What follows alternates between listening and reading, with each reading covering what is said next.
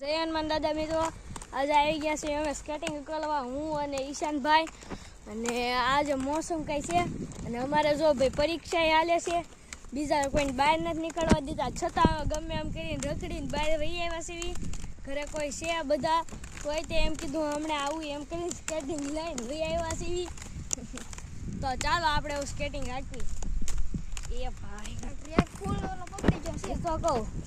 આપણને જો ભાઈ આજે આપણે જીરા હકાવાના થાય છે, આપણને વાઈ ગયેલું છે. તમે વિડીયો તો જોયો જ છે, વિડીયો તો જોયો જ છે, તોય છતાં બતાડી દઉં.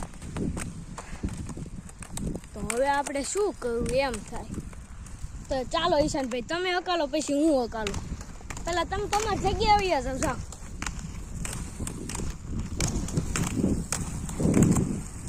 ઈશાનભાઈ, જોજો તમારો ત્યાં ગોઠણીઓ ન સોલાય. આરા ઘેટા બકરા વાળો આવે ને આમાં અડધો રોડ. હાલો 3 2 1 ગો. આપણે થોડુંક ઝૂમ કરી લેવી એટલે ઈશાનભાઈ હરખા બતાય.